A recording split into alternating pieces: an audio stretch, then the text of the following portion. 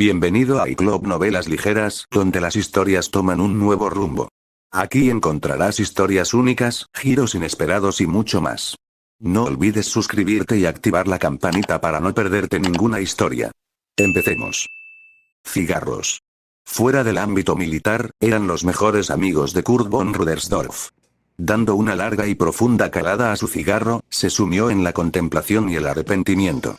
La paz era extraña. Tras años de luchar por el imperio, y finalmente liderarlo, regresaba a su finca en Hannover, tras tener que retirarse por segunda vez. Aún así, el viejo comandante se sentía orgulloso de haber servido bien a su patria, si tan solo fuera 20 años más joven. Tal vez entonces podría haber evitado que su amado país fuera destrozado por el Tratado de Triano y los malditos socialdemócratas. Aunque estaba lejos de las ventanas de su sala de estar, no estaba solo. Debido a su reputación, que estaba forjando en sus memorias, la finca de Rudersdorf estaba rodeada de admiradores que llenaban las calles durante horas. Dentro de la casa, sin embargo, su compañía era pequeña pero familiar. Su viejo amigo, Hans von Zetour, estaba sentado frente a él. La paz también lo convertía en un jubilado reciente. Dado el papel que ambos desempeñaron durante esos 8 años, fue un descanso bien merecido. Sin embargo, la sensación de decepción era tan inquebrantable como el tabaco mismo. Erich Lergen fue el único presente que recibió un ascenso. Mientras que la vieja guardia fue despedida, fue Lergen quien obtuvo el honor de ser elegido secretario general de las Fuerzas Armadas. Rudensdorf habría sacado su mejor espíritu para celebrar este logro del joven, si no fuera porque el tratado limitaba la Reichswehr a unos míseros 100.000 soldados. Pero a pesar de todo el pesimismo, el periódico de hoy traía al menos una buena noticia: las últimas hazañas de su maga aérea favorita y su banda de inadaptados. Si hubiera un capítulo entero en sus memorias dedicado a alguien más que a él mismo, sería a Tanja von de Gurechav. Solo ella podía descubrir cómo encender una vela en un túnel oscuro para que 2 ancianos pudieran atravesarlo. Lergen, sin embargo, parecía ser el único que parecía haber prendido fuego a ese asiento. Se ve precario, general. Zetour rompió el silencio, dejando el periódico para mirar al nuevo comandante. Recomiendo no mirar el nuevo mapa de Germania. Ayuda a calmar la mente un par de minutos. Esperaba que la paz finalmente le diera a Tanja la oportunidad de buscar una nueva carrera lejos de todo el derramamiento de sangre, respondió Lergen sin levantar la vista del periódico. Simplemente pasó a la página siguiente y continuó leyendo. Pero está claro que vive para la batalla. Ah, el trabajo de mercenario. Zetour tarareó: la segunda profesión más antigua del mundo, dicen los historiadores. Al menos encuentra honor y dignidad en la protección de antiguos estados imperiales. Miró a Rudensdorf, quien asintió con un suspiro. Es mejor que llamemos a la acción a nuestro mago y no a François. Esta vez, Lergen alzó la vista, aparentemente más perplejo y preocupado a la vez. No tardará en volver a casa. A casa. Rudensdorf se mordió la lengua mientras se recostaba en su asiento. Cuanto más pensaba en esa palabra, más compasión le invadía. Su campeona no tenía hogar. Provenía de un orfanato en algún lugar de Berlín. Sus padres se habían perdido para siempre en el olvido. Esa niña nació en la época más extraña de la historia europea. Se sintió obligado a recorrer su propiedad, a contemplar las antiguas e invaluables reliquias de su apellido, los exóticos vinos y licores que se apilaban en sus estanterías, y sus aposentos privados con las camas más cómodas de Germania. Allí estaba Rudensdorf, viejo y amargado, pensando en días pasados rodeado de lujos negados al hombre común, mientras Tanja se adentraba en el nuevo mundo con inquebrantable valor y fuerza. Su hogar era Germania. Su familia era su gente, los 3 hombres eran como sus padres o tíos, y sus hermanos y hermanas eran los soldados con los que servía. Gracias al cobarde presidente Herbel y sus secuaces, Tanja no tenía nada de eso. ¿Cómo no lo había visto antes? La guerra era todo lo que Tanja conocía. La guerra era lo único que la mantenía unida. Sin ella, no había nada. Pronto, la pena dio paso a la vergüenza y Rudensdorf dio otra calada a su cigarro. Esta vez, retuvo el humo hasta que le quemó en los pulmones antes de soltarlo. No era de extrañar que se convirtiera en mercenaria, para perseguir una vida que nunca la había tratado bien. Pero si el imperio salía victorioso, se preguntaba, ¿seguiría insatisfecha con el fin de la guerra?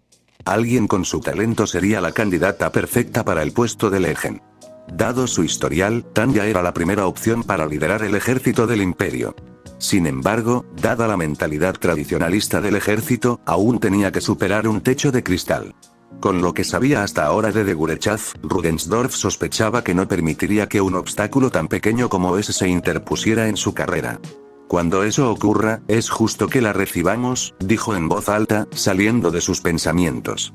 Me temo que ya estamos derrotados en ese aspecto, comentó Lergen. ¿Qué quiere decir? Zetour parecía confundido. El secretario general dirigió a los dos ancianos a la página que estaba leyendo para que recibieran la notificación. Fue una sorpresa, sin duda, y también desagradable. Según fuentes internas, el líder del Partido Democrático Alemán, Einmal Schlage, ha invitado a la heroína de guerra, Tanja von de Gurechav, a unirse a su movimiento republicano, repitió Zetour en voz alta. Si acepta, alguien de su fama y notoriedad podría cambiar drásticamente el cálculo político en Berún en futuras elecciones. La forma en que pronunció esas palabras fue demasiado tranquila para algo tan extraordinario. Aunque Rudensdorf era militar ante todo, más allá de las mezquinas políticas que ocurrían en el Reichstag, se quedó sin palabras. Sus emociones se enzarzaron en una disputa más violenta que la de Areneo Verdún juntas. Al principio, Rudensdorf sintió un gran orgullo por el reconocimiento de Tanja por parte de otros, pero también una gran decepción porque, de todos los partidos, fue el DDP el que se acercó a ella primero. Personalmente, preferiría que el Argent Silber se uniera al Deutsche Nationale Volkspartei o, incluso, al Deutsche Volkspartei. Pero los liberales casi arruinaron el imperio con sus planes junto con los Kofi. Eso era Schlage, un intrigante. A pesar de ser un economista y banquero humilde, ese sofista de Weimar, tacaño y avaro, reconoció el beneficio que Tanja aportaría a su partido liberal. Si Rudensdorf fuera político, ya estaría profiriendo más insultos contra él por haber ideado antes una estrategia tan brillante. ¿Qué podría prometer Schlage a Tanja von de Gurechav? Refunfuñó finalmente. Era retórico, por supuesto, para cualquiera con un mínimo conocimiento del nuevo sistema republicano. La presidencia. Zetour sonrió. El señor Schlage la nombrará presidenta y el mismo canciller. Solo Lergen palideció. ¿Aceptaría siquiera? Exclamó. De nuevo, Rudensdorf se sintió dividido. La presidencia era el puesto más obvio para Tanja. Dada su condición de heroína de guerra y su historial de apoliticismo, podría simplemente conseguir que el gobierno de coalición funcionara y hacer que toda esta transición fuera mucho menos dolorosa durante el resto de la década. Con una figura tan reconocida como jefe de Estado, Schlage podía confiar en su fama y buena voluntad pública para presionar a cualquier otro partido político a firmar sus reformas. Dado que el cargo era el mayor honor para quien lo recibía, aunque aún despreciaba al socialdemócrata que lo ocupaba, Tanja seguramente lo aceptaría tras casi una década de servicio militar. Podría ser justo lo que necesitaba para finalmente liberarse del apego al campo de batalla. Por otro lado, tal como estaba estructurado el sistema democrático, el presidente cumplía el mismo rol que un monarca constitucional, similar al del rey de Albión. La única diferencia era que era elegido por elección propia, no hereditario. Un presidente debía usar su cargo para garantizar la estabilidad del gobierno y, si ésta fallaba, disolver el Reichstag y convocar nuevas elecciones. Solo mediante decreto de emergencia se le podía otorgar al presidente mayor autoridad. Rudensdorf temió rápidamente que Argent Silber considerara una emergencia. También estaba el tema de la personalidad. Es una pregunta difícil, respondió Zetour, mirando a su viejo amigo. Conociendo la importancia de dejar que los subordinados discutieran los asuntos, Rudensdorf retrasó su comentario. No creo que esté contenta, ni siquiera después de aceptar, dijo Lergen. Siempre fue una líder de acción. No de las que deliberan demasiado. Quizás le haría una contraoferta, respondió Zetour. Se autoproclama canciller mientras Schlage consigue la presidencia. Tanja disfruta de dirigir el gobierno a su antojo y él tendría a alguien que pudiera implementar su agenda liberal mucho mejor que él. De nuevo, era un plan inteligente que Schlage se tragara su orgullo y aceptara. Dado que cada día traía más incertidumbre y más caos en las calles, una mano firme para poner orden sería lo primero que todos pensarían, y Tanja ya había demostrado con creces su capacidad para llenar el vacío. Simplemente, lo estaría haciendo por el partido equivocado. De todas formas, creo que todos deberíamos darle una cálida bienvenida por el buen trabajo hecho. Rudensdorf preguntó, ¿cómo le va a Estocolmo con todo esto?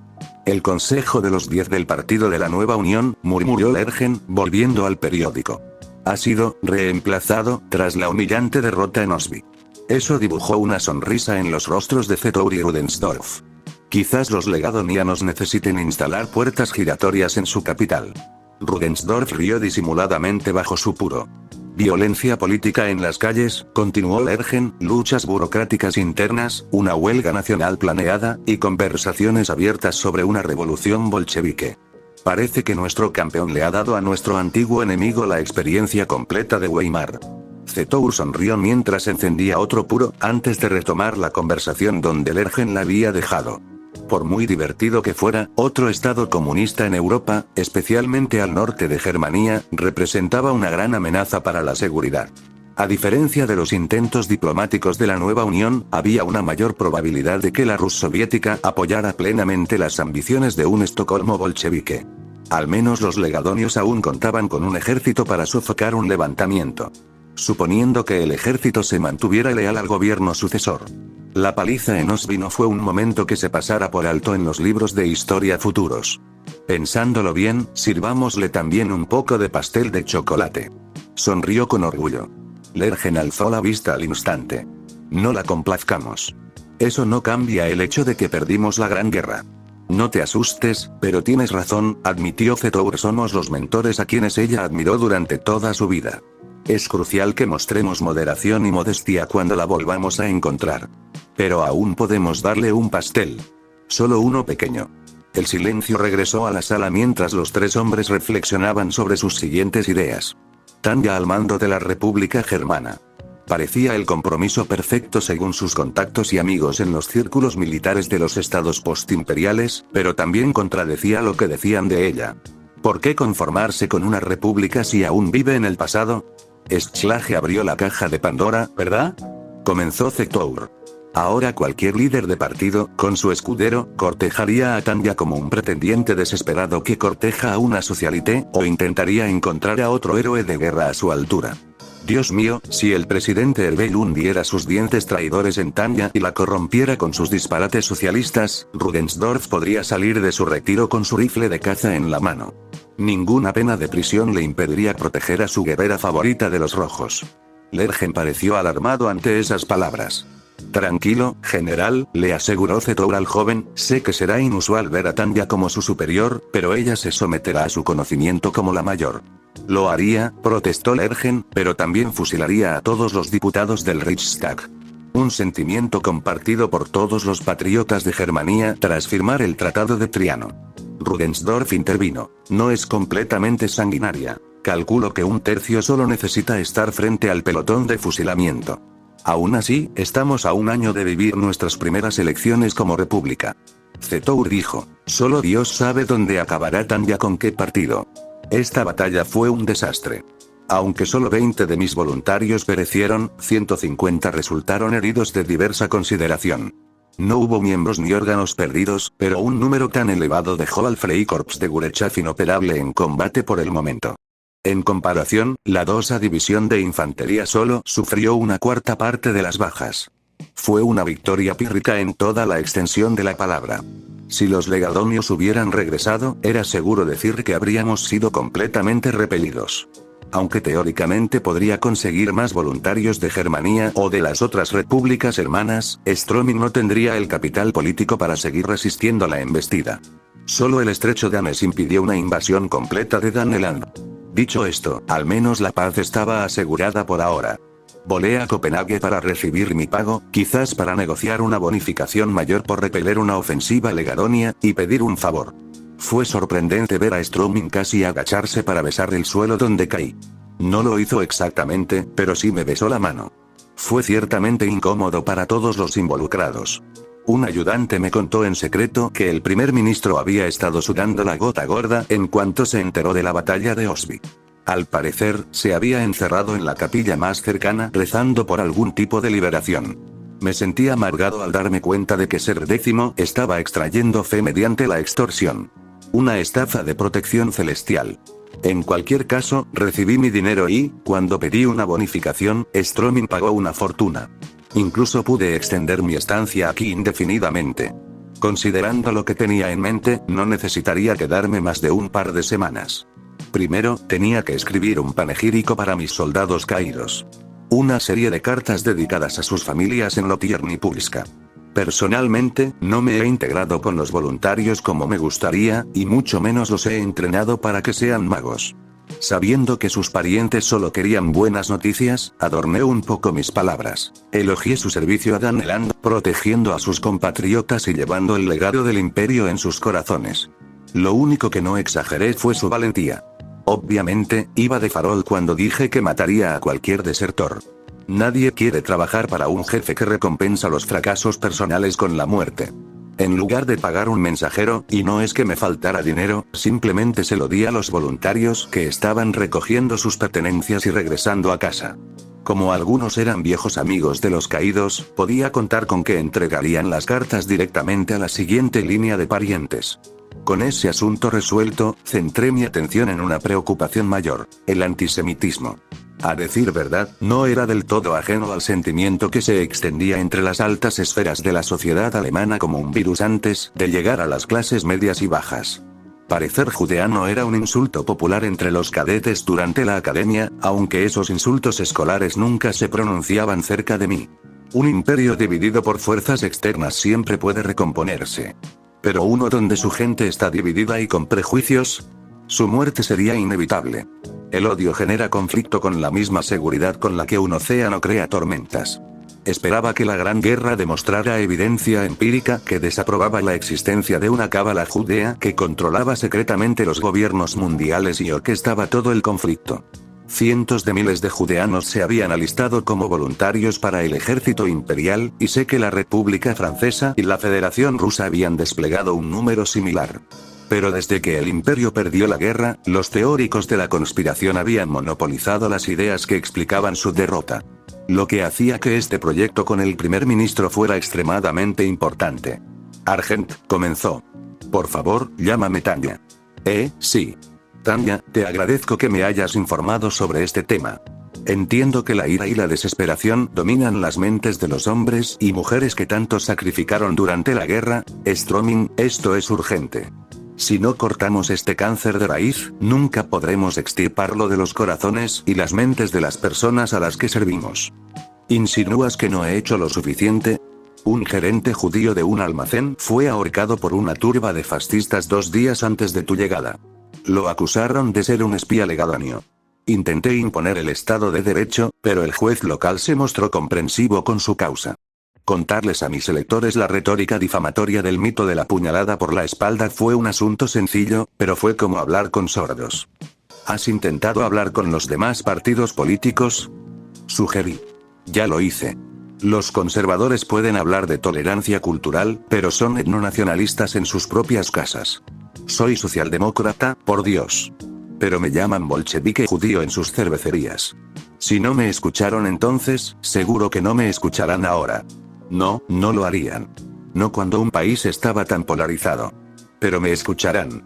Declaré, estos idiotas daneses no tienen nada que reprocharme. No a todo lo que he logrado. Los ojos del primer ministro parecieron brillar ante mis palabras, mientras su mente se puso a trabajar inmediatamente en cómo implementar mejor mi propuesta. Después de esa lamentable exhibición que presenció durante mi estancia en Osby, me he tomado la libertad de redactar mi respuesta a estas acusaciones de traición, dije, buscando en mi maleta y sacando un fajo de papeles. Mi último ensayo. Envíalos a los medios de comunicación que simpatizan con nuestra causa. Recuerda que primero lo publican con mi nombre y firma antes de hacer una declaración pública para legitimar mis palabras. ¿Y quiénes defienden este mito de la puñalada por la espalda? Preguntó. Era una pregunta justa. No bastaba con refutar estas falsas narrativas solo con palabras. Los propios calumniadores y mentirosos también deben rendir cuentas y reconocer sus errores antes de acabar en una situación de la que puedan arrepentirse. Aunque era una ilusión vana erradicar el racismo por completo, era necesario que una ideología tan marginal nunca llegara a la política convencional. Después de todo, era perjudicial para los negocios y la salud personal. Hablaré con ellos. Tanya, si me lo permites, sabiendo lo que has hecho y lo que aún eres capaz de hacer, nada es tan simple como una simple charla. Touche. Tenía razón en ese asunto. Esta no es una batalla de lógica y racionalidad. Todo lo contrario. Es una guerra de emociones y fe. Se trata de lo que la gente cree y quiere creer. Desde la Edad Media, mucho antes de la unificación imperial, la región de Germania era conocida internacionalmente como el centro del conocimiento y el ingenio. Algunos de los filósofos, artistas, generales, teólogos y estadistas más importantes de la historia fueron germanos. Con tantos logros ligados a su cultura, era obvio que el nacionalismo pintaría una realidad distorsionada, que el imperio era infalible y su pueblo incorruptible. Era imposible mantener esa reputación indefinidamente. Ante la derrota, los germanos buscaron respuestas que, de alguna manera, desviaran la culpa de su arrogancia y les permitieran seguir viviendo sin abordar los problemas fundamentales de su sociedad. Al menos en mi vida anterior, cuando la empresa experimentaba un año de bajas ganancias o un rendimiento generalmente bajo, recurría a despedir a los empleados excedentes. Sabía perfectamente entonces que si no me hacía valioso para la empresa, sería el primero en ser despedido. Si bien despedir a trabajadores poco productivos podía perjudicar el negocio, especialmente si tenían un talento oculto que los directores ejecutivos no habían sabido reconocer ni explotar, culpar a la clientela por no comprar sus servicios o productos era una forma segura de arruinar la empresa. En un Estado de derecho democrático donde cada voto cuenta, semejante pensamiento delirante impediría cualquier progreso significativo y el cambio necesario en un país que vivía en la Europa de la posguerra. Si siguen tercos, los arrastraré personalmente al monumento de guerra más cercano y les meteré la cara en la lápida de un soldado judío caído, dije con una sonrisa, lo que provocó que Stroming adoptara su propia sonrisa lenta. Si llega el momento en que necesiten mi ayuda, los ayudaré en todo lo posible. Se levantó de su asiento para besarme la mano de nuevo, aunque con más dulzura. Estuve tentado de decirle que empezara a ayudar, no haciéndolo.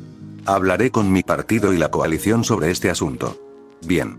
Era crucial que todos en el Partido Socialdemócrata, así como en el bloque progresista, estuviéramos unidos en esta postura. Concluida la reunión, fui directamente a los periódicos fascistas que publicaban semejantes porquerías gracias a una lista de nombres y lugares que me dio la secretaria de Stroming. Francamente, no sabía qué esperar de esos cabezones que se apoyaban en los medios sensacionalistas para cultivar seguidores. Curiosamente, lo que Stroming omitió fue que el movimiento fascista estaba dividido entre partidos pangermanistas e independentistas, aunque estos últimos tenían solo una fracción de sus afiliados en comparación con los primeros. Dado que el grupo independentista era demasiado pequeño, demasiado emotivo e intelectualmente patético en su ingratitud hacia el imperio, me encontré en la base de operaciones del Partido Nacional de Trabajadores y Campesinos, una organización política pangermanista de extrema derecha y abiertamente antisemita. Consiguieron suficiente capital para fundar una imprenta, un ala juvenil y una organización paramilitar. A mi llegada inesperada, los fascistas daneses se quedaron inicialmente impactados, pero luego me recibieron con los brazos abiertos. Ya fueran de izquierdas o de derechas, al menos todos estaban contentos de que la alianza Entente de Gadonia se marchara. Con su contagioso entusiasmo en su punto más alto, me permitieron el acceso sin restricciones a su edificio. Por muy violenta y desquiciada que fuera su retórica, al menos estaban organizados. Preparándome para dar una charla improvisada, esperé hasta que el silencio se volvió ensordecedor antes de desatar una brutal deconstrucción de todo su movimiento e identidad. La mirada de decepción, vergüenza, confusión e ira era deliciosa. Disfruté muchísimo bebiendo sus lágrimas mientras procesaban las palabras que les golpeaban la cara. Por supuesto, su primera reacción fue acusarme de ser un impostor, un agente del bolchevismo, amenazando con sangre y gritando insultos racistas y sexistas. Ante la exposición de sus defectos, los fascistas siempre son los primeros en convertirse en unos imbéciles furiosos. Tendrían que tragarse su orgullo, pero era demasiado grande para tragarse. Preferirían ahogarse antes que abrir los ojos y la mente a cómo funciona la realidad. Ya que tenía toda su atención, era hora de cambiar de rumbo y adoptar su línea de pensamiento. A veces, el método más eficaz para disipar una conspiración es contar una aún mayor. Sobre todo si la verdad se disfraza de una.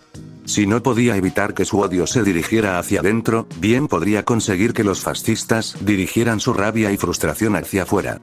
Quizás fuera la única manera de que recibieran de nuevo a los judíos como germanos en la mesa. Al verlos a todos actuando como animales frente a la plata argenta, no me extraña que el presidente Mirande se ría de nosotros, espeté. Mientras están ocupados asesinando judíos, ¿no se han dado cuenta de cómo el señor Mirande les ha metido la mano en los bolsillos para robarles el dinero y el pan? Era mentira, por supuesto. Triano no se aplicaba a Daneland. Pero hizo que la turba de fascistas se callara rápidamente. Nuestra gente está en una jaula de zoológico para que la República franquista venga a mirarla boquiabierta. Daneland se ha convertido en otro juguete de los planes de Parise.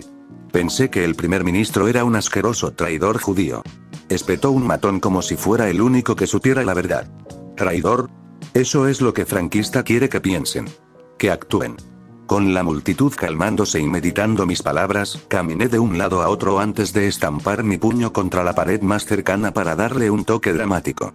¿Cómo pueden todos en esta sala estar tan ciegos? ¿Ciegos ante el hecho de que hemos estado bailando al son de la República franquista? ¿Creen que fue solo una coincidencia? El primer ministro Torgim Strumming lo sabía mejor que nadie en Daneland. ¿Creen que quería el puesto para liderar un Daneland independiente? Es tan alemán como sus madres. Por eso estoy aquí. Por eso me invitó a quedarme. Para salvar el imperio antes de que François llegue y corrompa lo que queda de su legado. Pero al leer sobre sus acciones, Monsieur Mirande se dio cuenta de que no necesita hacer nada porque ustedes, miembros del Partido Nacional de los Trabajadores y Campesinos, están haciendo el trabajo por él. Ustedes están destruyendo los cimientos del imperio. Ustedes están matando a ciudadanos leales del imperio. Ustedes están haciendo exactamente lo que François quiere que hagan. Traidores judíos, mi trasero. ¿Quién escribió el Tratado de Triano? François. ¿Quién desintegró el imperio? François. ¿Quién dividió a nuestro pueblo? François. Viendo sus pensamientos, pensé que los tenía en el camino correcto, pero debo asegurarme de que recuerden mi mensaje y se mantengan fieles a él durante años. Es hora de dar una lección de marca, un eslogan pegadizo. Germania para todos. Unidos y libres. Por la victoria. Por Daneland. Grité. Germania para todos. Unida y libre. Respondieron con un rugido de aplausos atronadores. Siegheil. Siegheil. Siegheil. Con suerte, eso los haría dejar de atacar a los judíos y colaborar con ellos para convertir a Daneland en una nación productiva. Con mi trabajo aquí hecho, salí del edificio exhausto. Después de mi vuelo de regreso a Malmö, mi primer destino será la cama más cercana. Difundan el buen mensaje. Dirigí mi última declaración a quien parecía ser el líder del partido. Si seguimos concentrándonos en erradicar a los enemigos internos, nunca notaremos a nuestros enemigos externos royendo nuestras fronteras. El hombre asintió en silencio antes de extender completamente su brazo derecho en ángulo, con la palma hacia abajo y los dedos tocándose, como si señalara al sol. Gracias, plata argenta. Juro que nunca más me engañarán los François. No me pidas disculpas, respondí. Discúlpate con la familia judía cuyo esposo y padre ayudaste a matar. Luchó por el imperio, ¿lo sabías? Y tú lo mataste. ¿Te ha convencido François para que pagues la lealtad a la patria con el asesinato? No deberíamos aceptar esto, protestó Visa, incluso mientras me entregaba la carta. Al menos no tenía miedo de decir lo que pensaba. Tener un asesor honesto era una ventaja invaluable para un líder. No hay razón para temer el contenido de este mensaje, le aseguré. Una carta escrita por Eimal Schalge, líder del Partido Democrático Germano. Apúntame. Esto no podría haber llegado en mejor momento. Todavía estaba debatiendo si disolver o no el Freikorps de Gurechav. Quedábamos solo 5 miembros: Visa, Koenir, Neumann, Weiss y yo. Quería que regresaran a la República de Weimar para reanudar sus carreras civiles, pero la batalla de Osby había reavivado su sed de sangre. Querían quedarse y seguir todas mis indicaciones. Abrí rápidamente el sobre y devoré las palabras escritas en el papel. Mi corazón dio un vuelco. Era la hora. Mi respiro a mis dificultades actuales. La oportunidad de convertirme en presidente de Germania. Como no sería la jefa de gobierno, podría relajarme y estar rodeada de comodidades sin tener que agobiarme con las complejidades de la burocracia. Simplemente aprobaría las propuestas de Schalge y viviría tranquilamente siendo la chica del cartel. Si bien sería prudente saber más sobre el líder del partido, creo que sé bastante sobre su movimiento. Proteger la nueva república, asegurar la movilidad económica y garantizar los derechos individuales. El DDP era justo lo que necesitaba. Quería una reunión en Hamburgo, lo cual era justo. La ciudad era uno de los centros más liberales del antiguo imperio, salvo Lübeck, Bremen y Ámsterdam. La distancia desde Malmö era demasiado grande. Por mucho que quisiera volar directamente a la ciudad portuaria, los magos aéreos seguían prohibidos, así que opté por tomar el tren. Visa, mientras tanto, seguía mostrándose escéptica. Sin duda, tenía algunas preocupaciones con el Schalke. El hombre era una anomalía para ella. Irónicamente, a pesar de ser una veterana de guerra condecorada que veía y causaba la muerte con regularidad, se comportó como una subordinada ante la oportunidad de ascender en la jerarquía corporativa, intimidada y desconcertada ante la perspectiva. El líder del partido DDP fue astuto al incorporarme. No solo éramos compatibles ideológicamente, sino que también compartíamos rasgos que el otro necesitaba. Schalke tenía las conexiones políticas para hacer posible la posibilidad de una presidenta en Europa, mientras que yo tenía la fama y el reconocimiento que podían atraer votantes a su partido como moscas a la miel. Sin embargo, solo tenía un año antes de las próximas elecciones para preparar e impulsar el movimiento republicano. Si la nostalgia imperial era omnipresente en un país medianamente decente como Dinamarca, sin duda era 100 veces más potente en Alemania. Estaban atrapados en una mentalidad tradicionalista, y tendría que romperles las gafas de color de rosa para que despertaran de su miseria autoimpuesta. La democracia solo podía funcionar si la gente quería que funcionara. Compartir la noticia con mis 3 comandantes de compañía reveló sentimientos similares a los de Visa. Sospeché que se habían criado en hogares anticuados, que eran votantes devotos del extinto Partido Conservador Alemán. Dado que el DDP se formó a partir de los restos del movimiento nacional liberal, era como si les estuviera pidiendo que usaran uniformes franquistas. Usando el método socrático para evitar que sacaran conclusiones precipitadas, me concentré en alejarlos de esta mentalidad solo una vez. Sí, Germania está polarizada. Sí, los socialdemócratas y los liberales firmaron el Tratado de Triano. Pero considere la alternativa. ¿Realmente teníamos una opción en el asunto? Rodeados por todos los frentes por ejércitos invasores, el Tratado de Triano era la mejor oportunidad de preservar lo que quedaba del imperio. Si no fuera por el presidente Obi, la República franquista habría tenido el río Rin como su nueva frontera, mientras que la bandera soviética habría sido izada sobre Varsovia. Era mejor que te demolieran la casa que te desalojaran. En un desastre, un hombre con propiedades siempre podía reconstruir, pero alguien sin hogar estaba condenado a quedarse en la calle, vagando sin rumbo en busca de limosna. Los belicistas del DKP preferían dejar que nuestros vecinos nos conquistaran y nos dividieran entre Occidente y Oriente para que el pueblo germano encontrara gloria en la muerte. No, gracias. Había más honor, por no decir consuelo, en estar vivo y recuperarse. ¿De verdad quieres trabajar con el nuevo sistema?, preguntó Weiss, aún inseguro. Ten fe. Respondí, así de simple. Tener fe en el futuro y en nosotros mismos. Éramos leones guiados por burros en Berún durante la Gran Guerra. Esta es una oportunidad para que el pueblo de Germania dicte su destino a su manera. Fe. Repitió la palabra como si fuera un nuevo sabor de helado. ¿Pero qué hay de su majestad? ¿El Kaiser? ¿Quién lo necesita? Este país necesita desde hace tiempo un liderazgo que gobierne para el pueblo. ¿Como tú? Neumann me miró con ojos brillantes. Todos en la sala se sumaron a la idea de inmediato. Visa parecía lista para abalanzarse sobre mí como un tiburón por alguna extraña razón. Tranquilos, yo solo sería presidente. Schalke se convertirá en canciller si gana el DDP, pero no se alarmen, primero escucharemos su propuesta. No los traería a seguir a alguien que no tiene la cabeza bien puesta. Eso pareció apaciguar a mis 4 seguidores por el momento. Una vez que terminara de despedirme de Ugar y Stroming, nos dirigiríamos al sur, a Hamburgo. Para su última noche en Malmö, los 4 seguidores más leales de Argent Silver se reunieron alrededor de la mesa para una noche de copas. Aunque tenían libertad para darse el gusto, todos bebieron con moderación. Quizás demasiado, dadas las miradas extrañas que les dirigía la camarera. Pero para Visa, Neumann, Koenig y Weiss, la guerra aún no los había abandonado. Viajando al norte, a escanelando la batalla de Osby, sirviendo a las órdenes de Tanya. Era como si la guerra nunca hubiera terminado en 1931. Hablando de eso, los rumores eran ciertos después de todo. Weiss rompió el silencio, mirando a sus camaradas forjados en el fuego. Las ambiciones de nuestro comandante de tomar el control de la República. ¿Pero por qué el Partido Democrático Alemán? El Partido Popular Nacional Alemán es el que más apoya el regreso de la monarquía. Neumann replicó. Parece contradictorio. Probablemente se deba a que son anticuados, afirmó Koenig. Quieren sacar al Kaiser del exilio. El DDP es uno de los pocos grupos lo suficientemente progresistas como para considerar la idea de una líder femenina. Pero son un grupo antimonárquico. Neumann agitó las manos. Eso sigue sin explicar por qué Tanya los eligió. Quizás por eso los eligió, intervino Visa, con la mirada perdida a 1000 metros. Quiere que esto sea legal.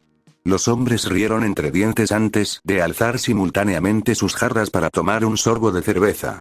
Tanya era la jurista más hábil que habían conocido, comparado con encontrar lagunas en las leyes de la guerra, descubrir maneras de subvertir instituciones frágiles que el público veía como marionetas de François sería un asunto sencillo. Tiene sentido, gruñó Weiss. Al ganar el apoyo popular, Parisien y Londinium no tendrán ninguna cláusula para intervenir y salvar la democracia germana. Sobre todo si un partido liberal impulsa un referéndum. Los estadounidenses tampoco pueden quejarse sin parecer hipócritas. A diferencia de Budapestera, no necesitaremos un golpe de estado, añadió Visa. Todavía. La mayor es la única que aún cree en el imperio. Solo ella puede devolvernos nuestra antigua gloria. Weiss declaró, su elección lo confirmará ante el mundo. Si el Reichstag no ve el mandato del pueblo. Koenig se encogió de hombros. Tendremos que derribar todo el edificio y reemplazarlo por uno nuevo. Un Reichstag para el pueblo, por el pueblo y del pueblo. Dicho esto, el pequeño grupo vitoreó, chocando sus jarras antes de beberse el contenido de un trago. Pero ese momento de esperanza fue fugaz. No será una lucha fácil, recordó Koenig a sus camaradas. Los cocis están en todas partes y notarán que el mayor toma el trono. Por eso tenemos que estar con Argenta Plata en todo momento, dijo Weiss, ganándose la aprobación de todos. No podemos, no permitiremos, que traicionen a Tanya otra vez. Ya hay suficientes alimañas en nuestra casa. Sobre todo esa vieja bruja de Lutzeburg, refunfuñó Visa con amargura. Era raro que los hombres la vieran tan furiosa, pero era porque nunca mostraba un enojo genuino delante de Tanya. Ella y su clase de coci. Tendremos que hablar con ella tarde o temprano, declaró Neumann. No hace falta.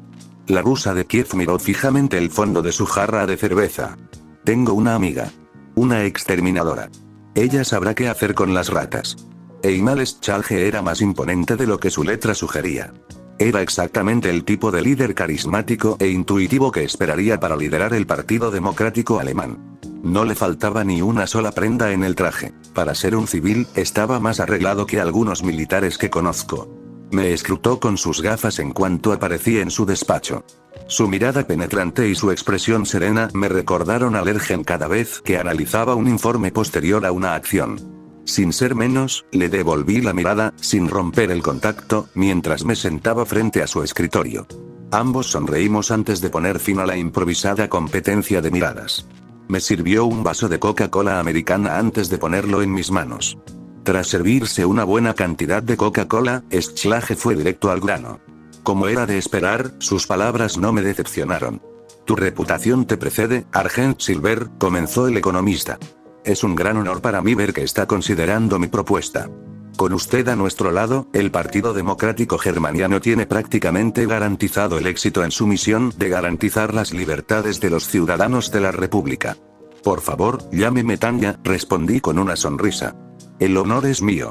A decir verdad, planeaba evitar Berún como la peste, pero al ver su carta y saber lo que representa, ¿cómo podría rechazar la llamada a las armas? Schlage rió suavemente. Este es un campo de batalla muy diferente, debo advertirle. Sus rivales serán los conservadores y sus enemigos, los agitadores comunistas. No se apresure a asumir que entraría en este campo sin saberlo.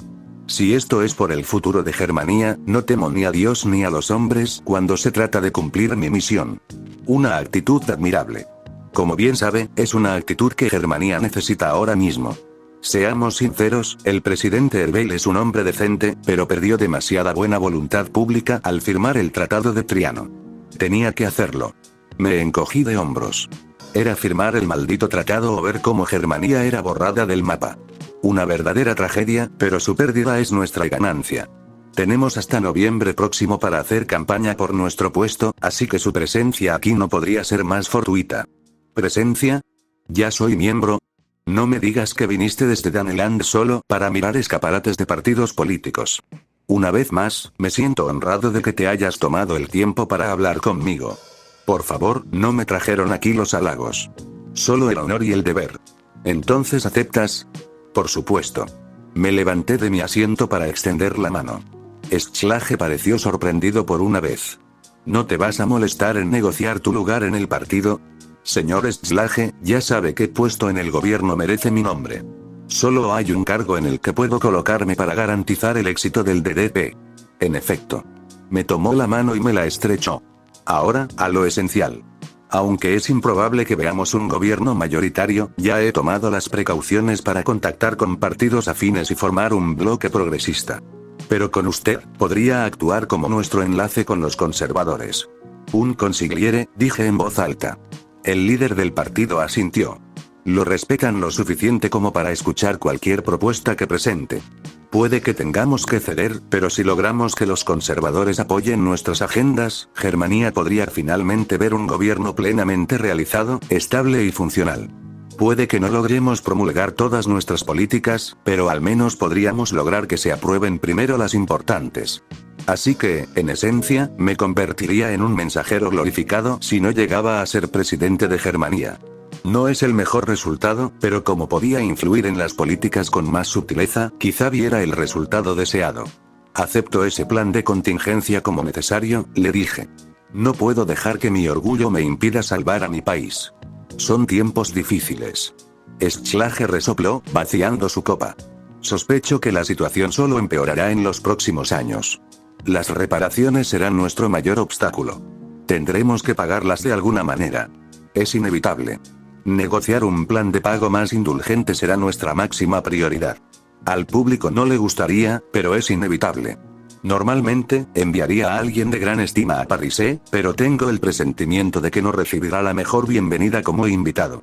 Por favor, no me siento desanimado ni ofendido en absoluto por no ser aceptado por los franceses. Rey. La creatividad es nuestra mejor oportunidad para sacar a nuestro país de este enorme agujero. Estoy totalmente de acuerdo. Schlage asintió. Ahora, sobre tu Freikorps. ¿Quieres que se unan a tu partido como matones paramilitares? Arqueé una ceja. Tanya, ser inofensivo es diferente a ser pacífico. Claro, el bloque democrático tiene su propio grupo de defensores. El Reichsbanner Schwarz-Rot-Gold. El Freikorps de Gurechav sería una gran incorporación para proteger a nuestro movimiento republicano. Entonces, por supuesto. Combinemos nuestras fuerzas en un frente unido. Exactamente, pero primero, todavía tendremos que investigar los antecedentes de tus miembros. Es un procedimiento estándar. No te dejes llevar por la paranoia. Levanté la mano para rechazar su plan de acción. Luché con el 203, o durante 6 años durante la Gran Guerra. Conozco a los hombres que sirvieron bajo mi mando. Su lealtad a Germania está fuera de toda duda. Sea como sea, Schlage dudó mientras cruzaba los brazos con expresión de acero. Suspiró. Muy bien, te tomo la palabra. Pero espero que realices tus propias comprobaciones de antecedentes de cualquier posible recluta que busque unirse al Freikorps de Gurechav, eso no es negociable. Su expresión no dejaba lugar a discusión, aunque yo tampoco la tenía. Simplemente asentí y brindé por el Partido Democrático Alemán y por la salud de la República de Weimar. Rosaleina Luxemburg era vieja. Las canas en su cabeza eran la prueba de su fervor.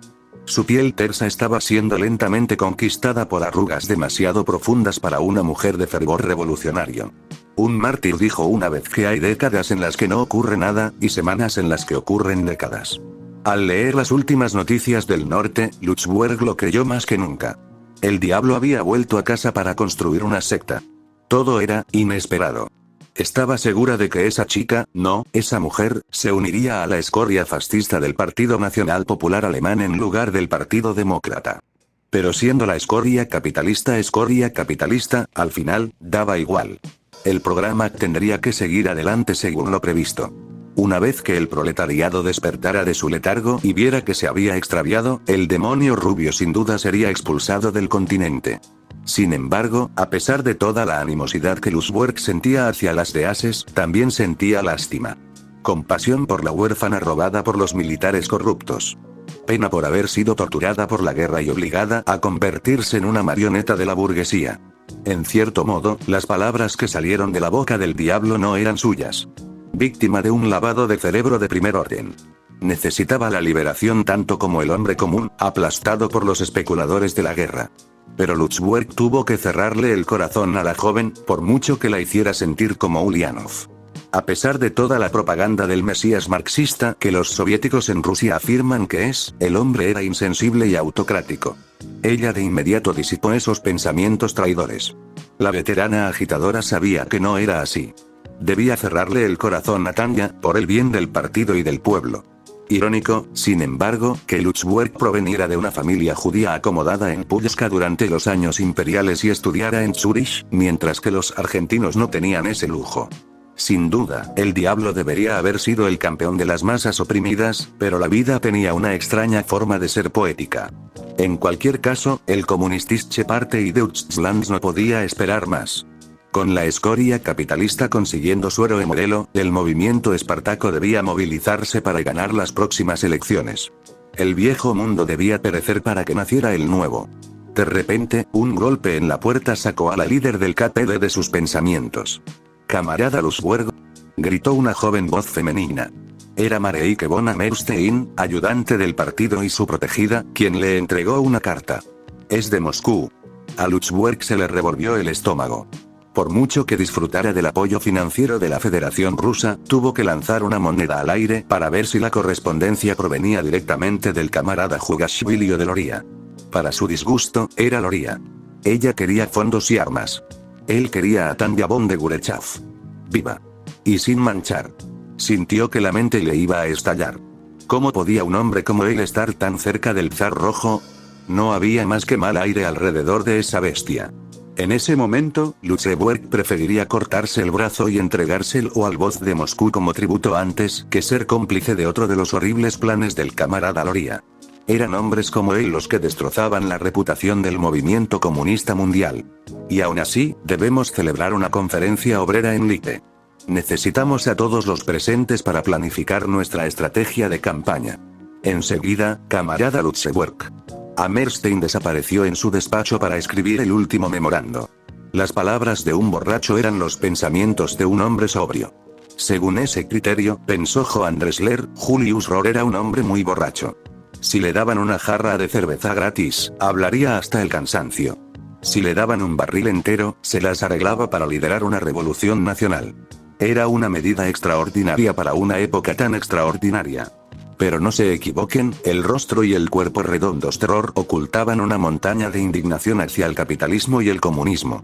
Irónico, ya que gran parte de su retórica reflejaba los principios bolcheviques: desmantelamiento de monopolios, nacionalización de tierras y recursos, y una revolución popular para establecer un Estado nacionalista vanguardista.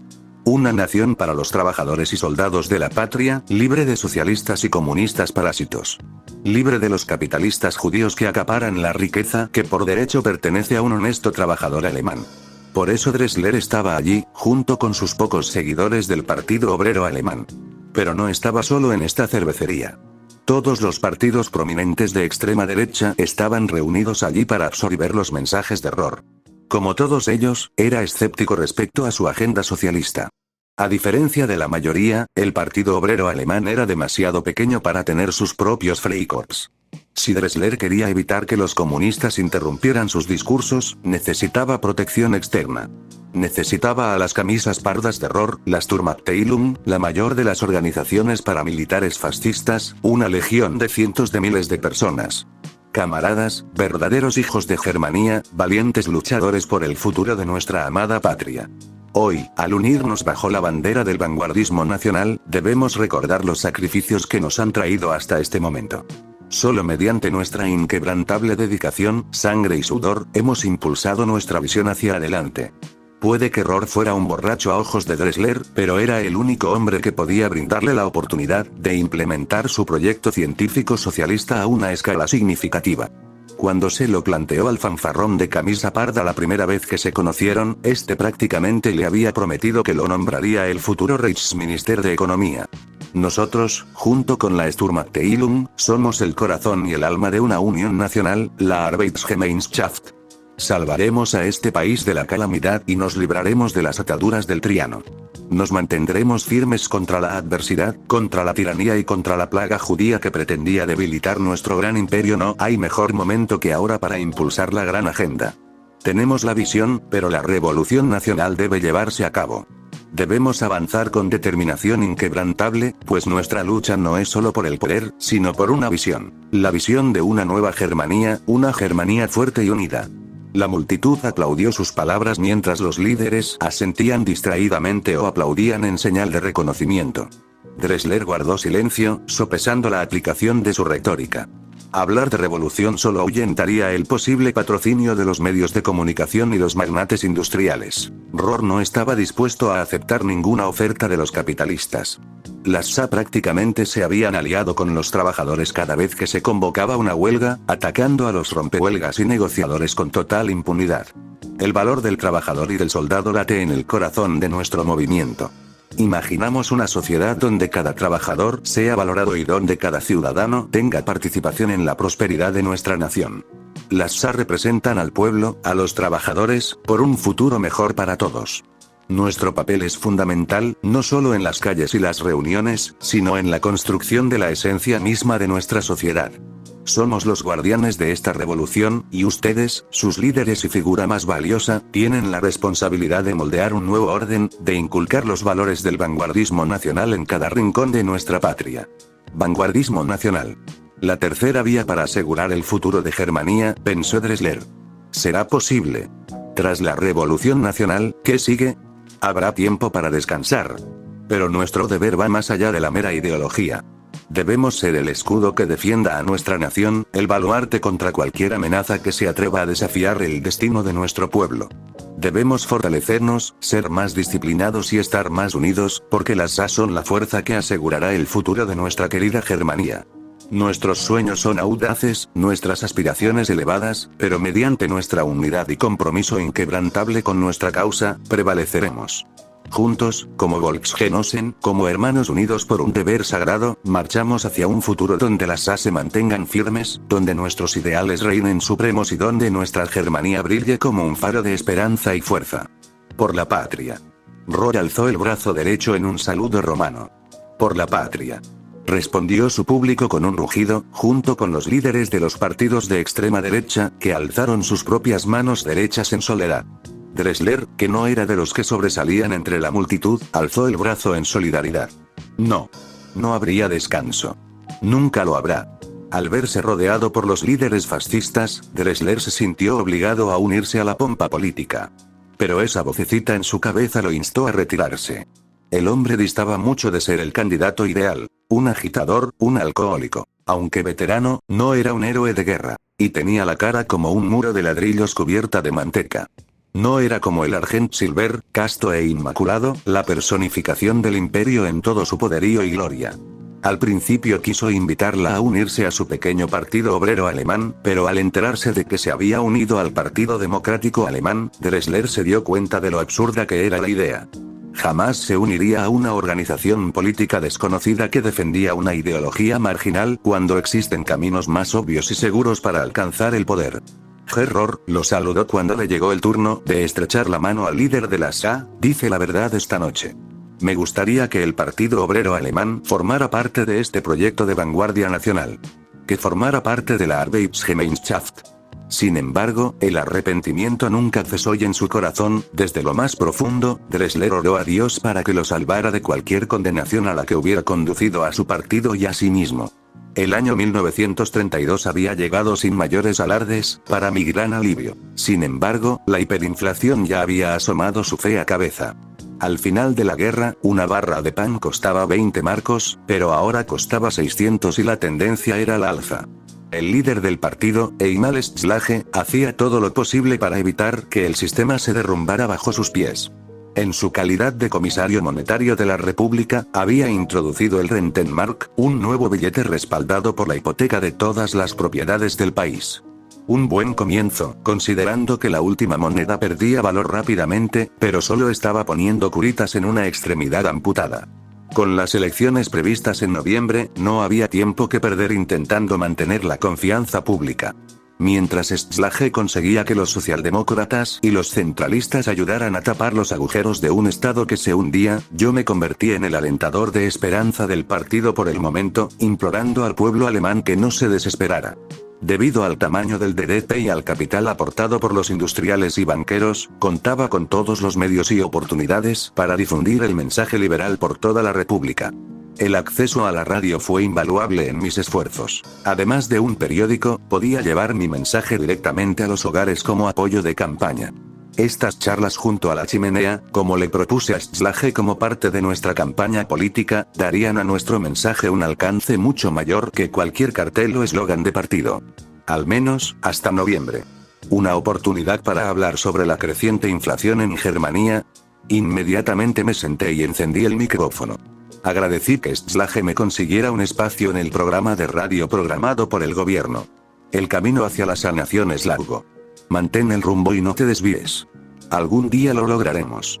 Recuerda siempre, hemos llegado hasta aquí en la historia y solo falta un poco más. Puede que los francois se rían de nosotros y los Albisch se mofen, pero el tiempo demostrará que, al final, seremos nosotros quienes nos reiremos de ellos. Continuemos juntos esta carga. Salvemos a quienes aún pueden salvarse. ¿Querían saber mi opinión sobre Triano? No. Esto no es un desastre. Nuestra derrota, nuestro colapso, forma parte de la historia de Germania. Nuestros antepasados han sufrido cosas igual de grandes. La peste negra, la guerra de los 30 años, las guerras napoleónicas. Una y otra vez, hemos caído. Pero, como resultado, siempre nos hemos levantado más alto. El acero más resistente debe resistir el fuego más intenso. No se puede transformar a un gatito en un león dándole un tazón de leche. Si queremos ser los mayores guerreros de Dios, debemos participar en sus batallas más duras. ¿Cómo responderemos a la creciente inestabilidad en la República? Mira por la ventana. Este es tu país. En algún lugar de estas calles sucias y farolas rotas, bajo este cielo y en la tierra, sigues vivo. Respirando y vivo. Germania vive dentro de ti. Puedes lograrlo. Puedes hacer que esta nación funcione. Es posible porque el tiempo lo hace posible. Por supuesto, no bastaba con dar palabras amables sin ningún fundamento adecuado. Si queríamos evitar la desastrosa hiperinflación que inevitablemente socava la confianza pública en nuestro sistema democrático, necesitábamos ser lo más transparentes posible con la base electoral. Había hablado con Schlage para debatir con los socialdemócratas. Pasara lo que pasara, la responsabilidad fiscal era la prioridad número 1. Eliminar los frenos a la imprenta solo significaría un desastre para el bloque progresista en campaña. Fue solo cuestión de semanas antes de que volviera a entrar en el estudio de radio para dar otro discurso. A los habitantes de Germania, quisiera dedicarles unos minutos para hablar sobre la moneda. Dada la innegable realidad de que el poder adquisitivo del consumidor se ha vuelto cada vez más superficial e insignificante, es crucial que ustedes, queridos ciudadanos, sepan cómo responderá el gobierno a esta crisis sin precedentes. Como bien saben, el mayor instigador de la creciente inflación son las reparaciones de guerra que François nos ha impuesto. 300.000 millones de marcos oro deben pagarse en concepto de reparaciones, en moneda fuerte. Moneda de la que el gobierno federal carece actualmente en cualquier ámbito oficial. Reconozco que es una carga enorme para nuestros enemigos en París, pero no es insuperable. Actualmente, el presidente Herbel y el canciller Hermann Mulch, del Partido Socialdemócrata, han iniciado negociaciones con la coalición François-Albisch para obtener condiciones más favorables para el plan de pago. Si pudiéramos lograr una reestructuración completa de la deuda, estos síntomas de una victoria perdida serían temporales. Confío en que, una vez que demostremos que podemos cumplir nuestras promesas, Parisea y Londinium estarán encantados de cobrar el dinero, independientemente del método que utilicemos. Para dotar a nuestro país del poder adquisitivo necesario para que el marco alemán tenga valor, propongo una serie de reformas económicas, como miembro del Partido Democrático Alemán, para que la coalición gobernante en el Reichstag las considere con gran interés. En primer lugar, sugiero que dejemos de priorizar el alivio a corto plazo sobre la prosperidad a largo plazo. Dicho claramente, el gobierno necesita dinero. Durante demasiado tiempo, el mundo ha ignorado la incalculable riqueza obtenida de la cooperación internacional. La libertad de comercio y movimiento será la medida más importante que debemos implementar. Tenemos que eliminar los aranceles. Por completo. Nuestro mercado carece de clientes y, si no los encontramos aquí, debemos buscarlos en otro lugar. Si quieren animar a la gente a explorar su mercado, no impongan una tarifa de entrada. Permitan que el mundo exterior vea las maravillas de la ingeniería y la artesanía alemanas sin restricciones, y nuestras calles se verán bañadas de capital extranjero. Además, imploro a los habitantes de Germania que vuelvan a confiar en el Berun. Compren bonos del gobierno para ayudar a la nación a recuperarse. No necesitan gastarlo todo. 10 pfennigs al Banco Federal por cada marco alemán que ganen sería más que suficiente para permitir la recuperación. Tengan fe en la coalición para restaurar nuestro lugar bajo el sol. En segundo lugar, para combatir el creciente desempleo debido al regreso del frente de nuestros hijos, padres y hermanos, imploro a los socialdemócratas en el cargo que consideren explorar vías para expandir la producción industrial que permitan la expansión de los empleos actuales y la creación de nuevos. Además, se necesita un programa de obras públicas para evitar que nuestros patriotas se oxiden en sus propios hogares. La guerra les dio a los hijos de Germania un propósito en la vida, pero ahora, la paz les exige contribuir a la nación de maneras más benignas y menos glamorosas. Al darles palas, podemos resolver la crisis del desempleo mediante un programa nacional de infraestructura para modernizar las redes de autopistas y ferrocarriles de la República. Cada pueblo tendrá una estación de tren, mientras que cada pueblo y ciudad estará conectado por una autopista.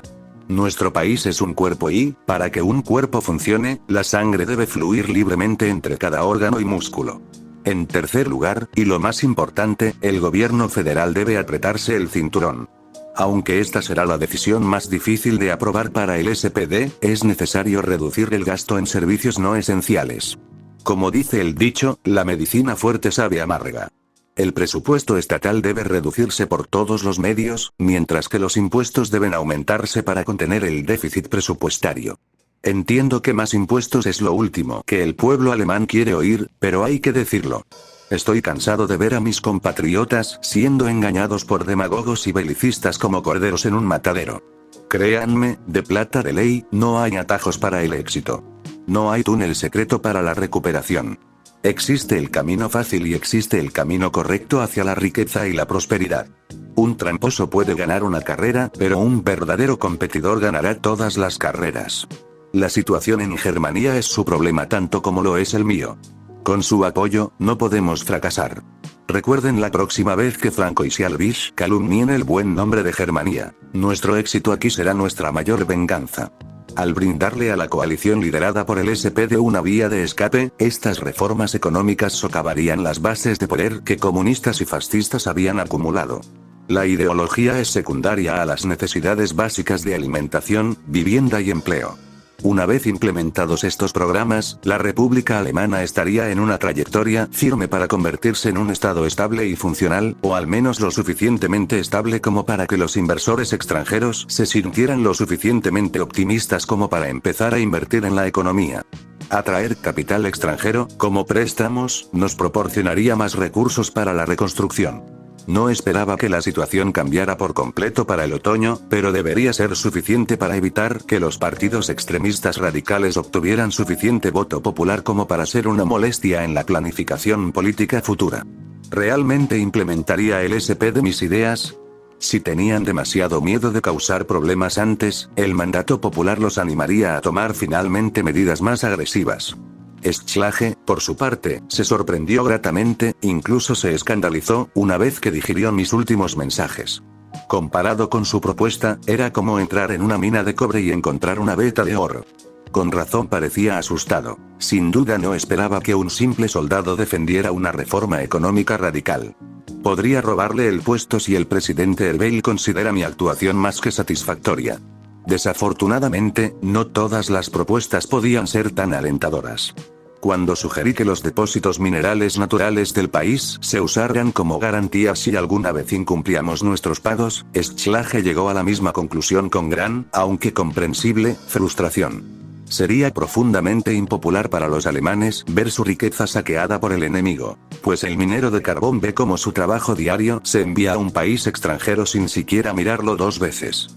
Sin embargo, me di cuenta de que a Schlage le habría encantado lanzarse a los otros programas a fondo, pero como aún estaba demasiado lejos de cualquier cargo federal influyente, lanzar ideas a la pared era la mejor estrategia que teníamos en ese momento. Dada mi reputación y mi impacto inmediato en la esfera política, era inevitable que atrajera toda la atención de los otros dos partidos progresistas. En ese momento, los tres grandes eran el Partido Socialdemócrata, el Zentrum, o Centro, y, finalmente, el Partido Democrático Alemán. Dado el magnífico trabajo de la monarquía destruyendo la legitimidad del movimiento conservador, los socialdemócratas se llevaban la mayor parte de los votos y los escaños en el Reichstag. El SPD, el partido político más paradójico del siglo XX, fue amado y odiado a la vez por poner fin a la Primera Guerra Mundial y restaurar la paz en Europa. También era el segundo partido más grande de Europa con influencia marxista, aunque la República Francesa discreparía, y el partido más popular de Alemania. Si bien no compartía sus principios marxistas, admiraba a la facción pacifista que intentó evitar la escalada bélica. Desafortunadamente, nadie pudo detener la oleada de indignación nacionalista contra ellos.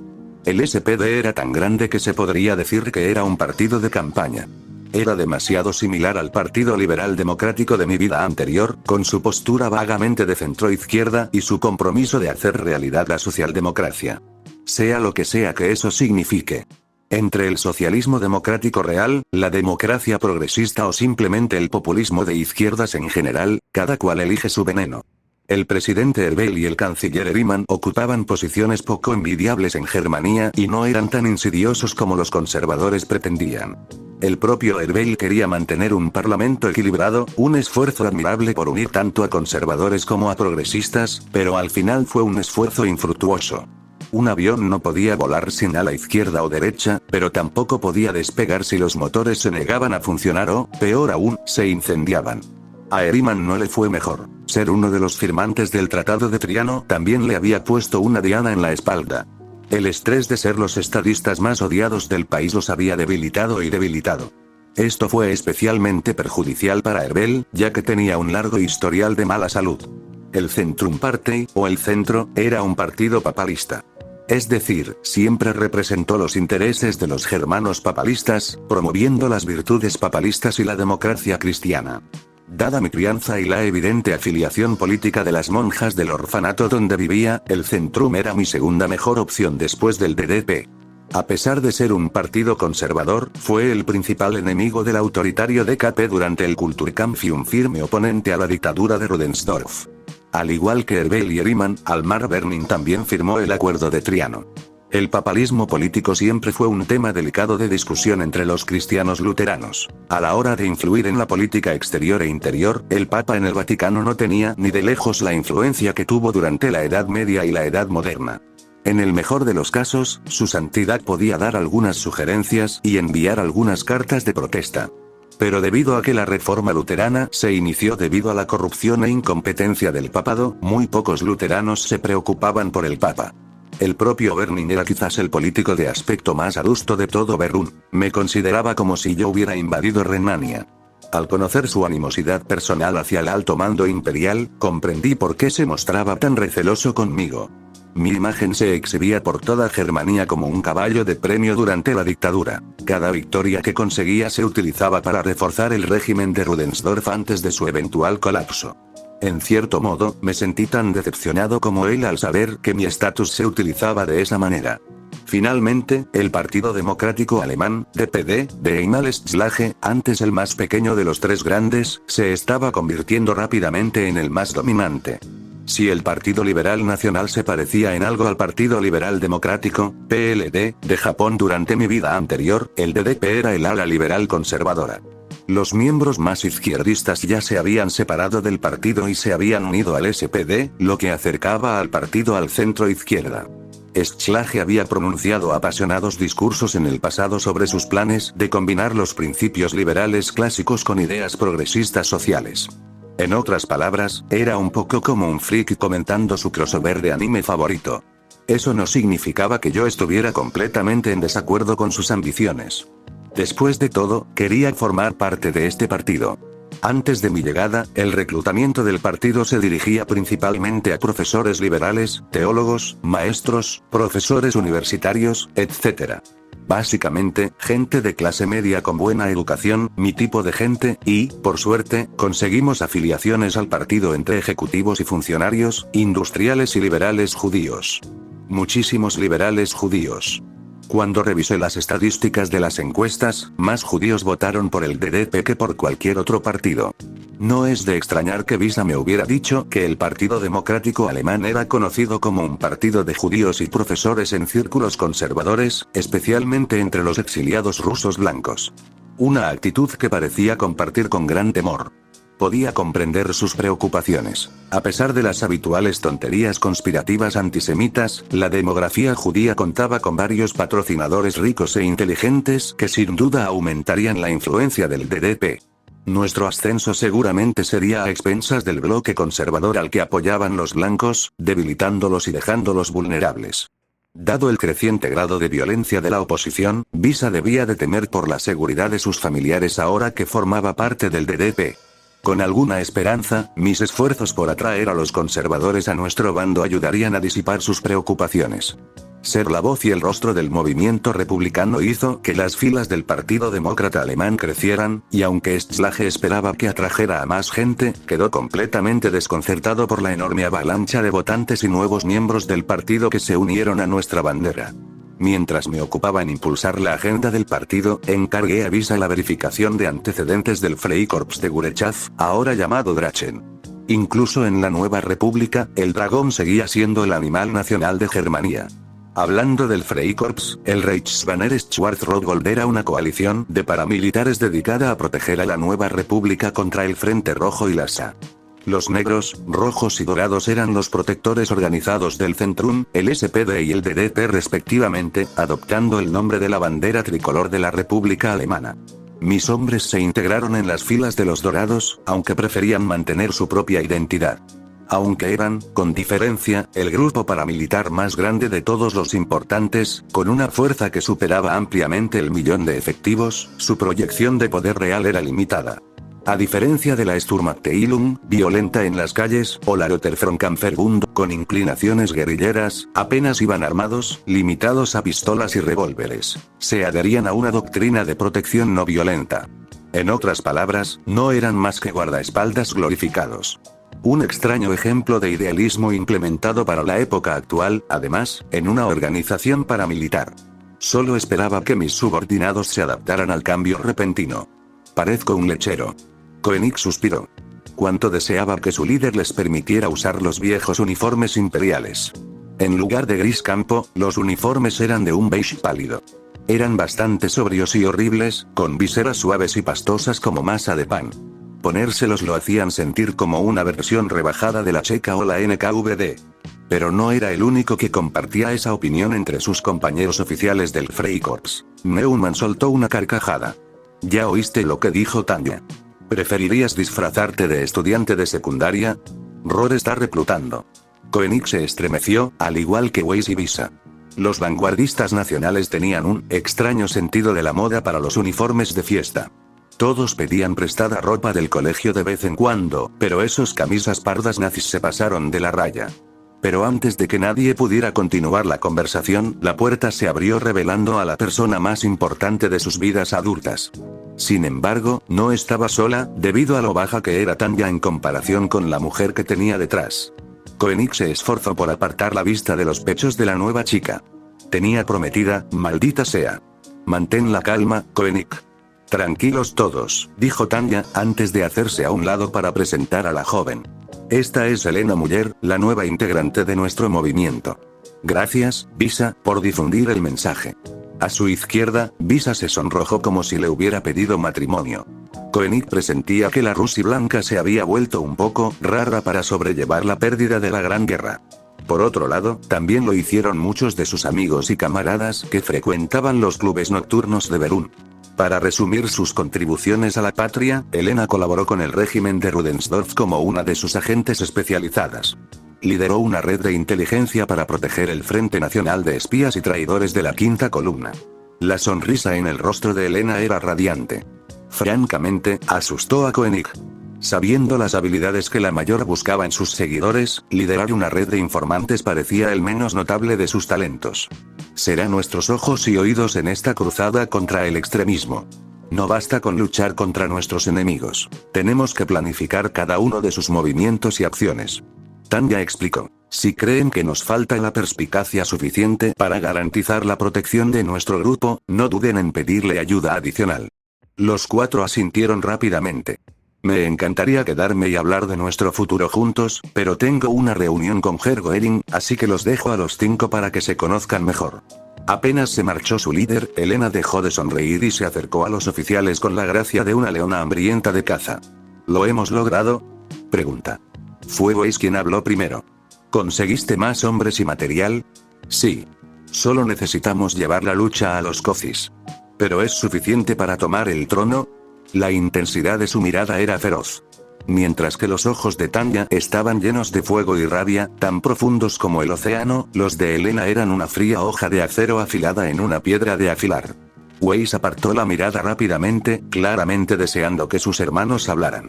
Posiblemente. Koenig sintió escalofríos cuando la nueva chica giró la cabeza para mirarlo. Podemos eliminar a Lutzeburg y Rohr de la ecuación para siempre, pero en cuanto al Reichstag.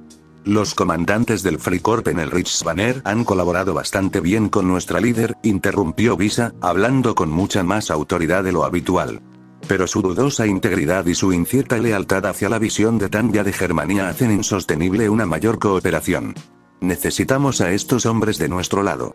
Una vez que la posición de nuestra líder en Berún esté asegurada, tendrán que ser retirados de la estructura de mando para garantizar una transición de poder segura. Elena sacó un bolígrafo y una libreta, indicando la solicitud de nombres, que Visa y Neumann se apresuraron a proporcionar. En total, el número ascendía a 26. 26 individuos en el Reichsbanner cuya discreción para salvar el imperio sigue siendo insatisfactoria. La cara que Elena le dirigió a Visa fue realmente incómoda de discernir. Eran. Koenig desterró rápidamente esas suposiciones sucias. No eran pareja. Eran compañeros de piso. Nada más. ¿Cuándo nos dará Tanya el pedido?, preguntó Elena, guardando su libreta. Aún no ha dado una fecha exacta, por eso estás aquí. Neumann se encogió de hombros. Pero aún así quiere que seamos puntuales para que tengamos tiempo de sobra para atar cabos sueltos. Puede que les haya mentido a medias a mis subordinados sobre esa reunión con el as de la Primera Guerra Mundial. Aún así, iba a ocurrir, aunque más adelante, ya que tenía una preocupación más inmediata que atender. Tras un tiempo convenciendo a Schlage para que me permitiera plantear el asunto directamente al secretario general, utilizó sus canales políticos en el Reichstag para conseguirme una cita con el general Lergen. El general era un buen hombre, de moral sólida y gran inteligencia. No debo describir su implicación en términos emocionales. General Lergen, lo saludé con una cálida sonrisa, enhorabuena por su ascenso. Aunque un poco joven para el puesto, al estar a cargo de todas las comunicaciones entre la Reichswehr y el ministro de Defensa, Lergen tenía la confianza y las habilidades técnicas para servir admirablemente. Sumado a su elegante apariencia, era el marido ideal para cualquier dama. Sin embargo, la ausencia de un anillo en su dedo indicaba que estaba casado con el trabajo más que con cualquier otra cosa. Igualmente, señorita de Gurechav, considerando sus acciones en Magyarország y Daneland. El pueblo seguía necesitándome. No soy de los que la sociedad descarta tan fácilmente solo porque la guerra haya terminado. Respondí, temiendo en silencio dónde terminaría esta conversación, con mis verdaderos sentimientos ocultos bajo una apariencia directa pero agradable. Sus mensajes de radio también son muy reconfortantes. Casi me avergüenzo de subestimar su talento. No todas las batallas se ganan con fusiles y bayonetas. No todas las guerras se pueden silenciar con una descarga de artillería. Me encogí de hombros. Este será mi mayor desafío hasta ahora. Sí, desde luego. Aunque creo que no es por eso que insiste en reunirse conmigo. Desde luego. Mi rostro se puso serio. Esta sería la conversación más importante de su carrera como secretario general. ¿Ha oído hablar de la puñalada por la espalda? ¿Conoce el sentir popular entre la retórica de derecha y conservadora? Sí. Lo estoy. Lergen respondió lentamente, con el rostro cansado. No es difícil de notar. Así que conoce el contenido de este mito. ¿Cómo la puñalada por la espalda coincide con un reciente aumento de crímenes antisemitas en toda Europa Central? No en toda su extensión, pero también noté la tendencia. Entonces, ¿sabe lo peligrosa que es esta idea? ¿Cómo está provocando un aumento de asesinatos, vandalismo y violencia contra la población judía en Germania y en los estados postimperiales? Sin duda, es una razón por la que hay inestabilidad social y política en la República. ¿Hay alguna razón por la que me contactó para hablar de este tema? Por fin llegamos al tema. Me duele decir esto, pero él debe saber lo que pienso hacer para evitar que la crisis se salga de control. General Lergen, dije con la mayor autoridad posible. Quiero decir esto con la mayor claridad posible. Germania no fue traicionada ni por asomo por ninguna de las minorías étnicas del imperio. Estoy llevando a cabo una investigación privada sobre los conspiranoicos que perpetraron esta insidiosa mentira para preservar el honor y la integridad de la nación. Lergen palideció. Debió pensar que lo acusaba de difamador. Ambos servimos a nuestra patria con gran integridad y habilidad durante la Gran Guerra y, aunque pudimos influir en varias decisiones, no pudimos cambiar el resultado de la GRU.